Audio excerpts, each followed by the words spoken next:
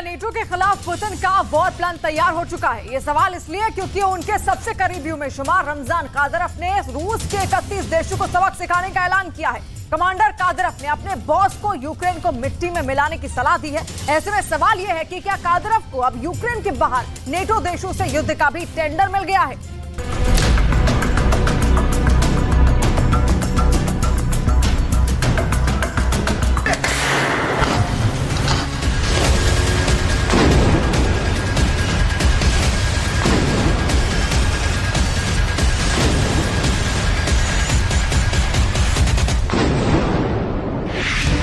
Ukraine पर अब तक जो हमले हुए वो कठोर थे, लेकिन अब जो हमले होंगे वो बहुत क्रूर होंगे।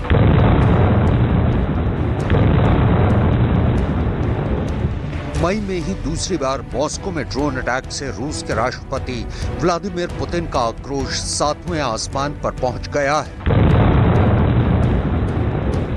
तो उनके वफादार उनसे भी ज्यादा खूंखार हो चुके हैं।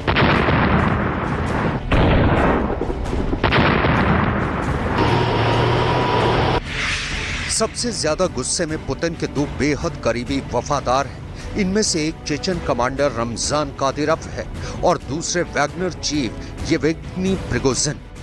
वैगनर चीफ ने तो आदत के मुताबिक रूस के रक्षा मंत्रालय और सेना को बुरा भला सुनाना शुरू कर दिया है, जबकि चेचन कमांडर ने मॉस्को पर हमले का बदला नेटो से लेने की कसम खाई है। कादिरोव यूक्रेन में युद्ध के पहले साल ही पुतिन को मारिउपोल के तौर पर बड़ा तोहफा दे चुके हैं, जबकि प्रिगोजिन ने इसी साल 9 महीने चले लंबे युद्ध के बाद बखमूत फतेह कर अपने बॉस की मुराद पूरी की है। वैगनर चीफ ने बखमूत में युद्ध को बहुत लटकाया और भटकाया, काफी नुकसान उठाया, गोला बारूद गंवाया। ऐसे में अब पुतिन ने एक बार फिर कादिरोव पर भरोसा जताया है। रूस के राष्ट्रपति ने चेचन कमांडर को यूक्रेन में नया टारगेट क्या दिया है, आपको आगे बताएंगे। अभी आप मॉस्को में ड्रोन हमले से गुस्से में लाल कादिरोव की सबसे नई और खतरनाक धमकी देखी। कादिरोव ने कहा है, मॉस्को में हमले का जवाब कठोर नहीं बल्कि क्रूर होना चाहिए। रूस में मार्शल लॉ लागू होना चाहिए। अब एक बार में यूक्रेन के सारे आतंकियों का सफाया होना चाहिए। युद्ध को अब नेटो की दहलीज तक ले जाने की भी जरूरत है। कादिरोव ने यूक्रेन की सरकार को नाजी और तानाशाह करार दिया है। पुतिन के इस बेहद करीबी वफादार ने अब यूक्रेन और उसके मददगारों के उन ठिकानों पर हमले की सलाह दी है जहां बैठकर नेटो के नेता रूस को तोड़ने के ख्वाब देखते हैं। ऐसे में अब सवाल ये कि क्या यूक्रेन में बरसते रॉकेटों और मिसाइलों का रुख नेटो देशों की तरफ भी मुड़ सकता है, क्योंकि कादिरोव ने अपनी जुबान से सीधे तौर पर नेटो के दो देशों का नाम तक लिया है। ये देश हैं जर्मनी और पोलैंड। ऐसे में अब सवाल ये भी है, क्या रूस की मिसाइलें सीधे बर्लिन और वॉर्सो को निशाना बनाएंगी?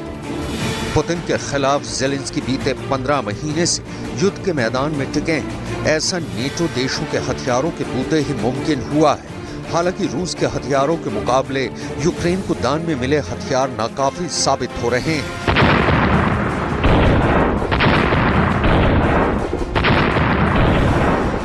लेकिन पलटवार की हिम्मत के पीछे नेटो के ये हथियार ही हैं।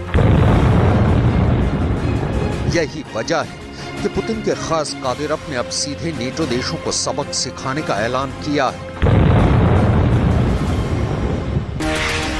अगर कादिरोव का ऐलान हकीकत में बदला तो रूस की मिसाइलें सबसे पहले नेटो के उन 6 देशों को निशाना बना सकती हैं जिनकी सरहद रूस से लगती है। ये देश हैं Norway, Latvia, Estonia, Poland, Lithuania और फिनलैंड। नेटो के ये देश पुतिन के रडार पर पहले से हैं, लेकिन अब अगर कादिरोव की चेचन सेना इन देशों में घुसी तो युद्ध का मंजर बेहद खौफनाक हो सकता है।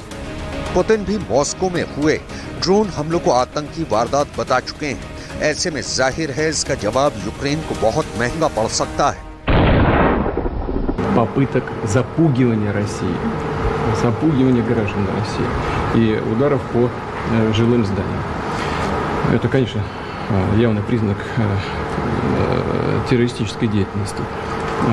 Но, во-первых, хочу сказать, что система ПВО Москвы сработала штатно, удовлетворительно, хотя есть над чем работать. दावे के मुताबिक पुतिन ने अब यूक्रेन की युद्ध नीति में थोड़ा बदलाव किया है। उन्होंने चेचन कमांडर कादिरव को पूरे डोनेस्क में रूस का झंडा लहराने का टास्क दिया है। डोनेस्क के ज्यादातर इलाकों में वैसे भी रूस का ही कब्जा है, लेकिन कई हिस्सों पर अब भी यूक्रेन की सेना डटी हुई है। ऐसे में बखमूत की तरह पूरे डोनेस्क को रूस में शामिल करने का काम अब कादिरव को सौंपा गया है। इससे पहले कादिरव की सेना ज़ापोरिज़िया और खेरसोन में भी तैनात है, लेकिन कादिरव है कि उसे डोनेस्क की छोटी चुनौती नहीं बल्कि सीधे लंदन और पेरिस से टकराना पसंद है। ऐसे में सवाल ये कि क्या कादिरव की मंशा के मुताबिक पुतिन चेचन आर्मी को यूक्रेन के बाहर नेटो को सबक सिखाने का जिम्मा भी सौंपेंगे। कादिरव क्या चाहता है आपने ये देख लिया। अब आपको वैगनर चीफ का गुस्सा दिखाते हैं, जो मॉस्को में ड्रोन हमले के बाद यूक्रेन से ज्यादा रूस की सेना और रक्षा मंत्रालय से ही नाराज है। По поводу беспилотников, которые летают над Москвой и в Москве. Твари вонючие, вы что творите? Вы скоты! Отрывайте свои сраки из кабинетов, в которых вас посадили защищать эту страну. Вы являетесь Министерством обороны. Вы не сделали ни хера для того, чтобы наступать. Какого хуя вы допускаете прилета? प्रिगोजिन की प्राइवेट आर्मी बखमूत जीतने के बाद रूस लौट चुकी है, लेकिन बखमूत की जंग में जिस तरह से वैगनर चीफ ने रूस के रक्षा मंत्री और आर्मी चीफ को निशाना बनाया, गाली गलौज की, उसके बाद से ऐसा लगता है जैसे प्रिगोजिन ने पुतिन का भरोसा खो दिया है। यही वजह है कि वैगनर ग्रुप को बखमूत के आगे युद्ध के मोर्चे पर भेजने के बजाय पीछे लौटा लिया गया। वैसे कादिरव और प्रिगोजिन तो बस मुखौटे भर हैं। पुतिन के तर्कश में ऐसे कई तीर और हैं जिन्हें अगर इस्तेमाल किया गया तो यूक्रेन का युद्ध आखिरी अंजाम तक पहुंच सकता है।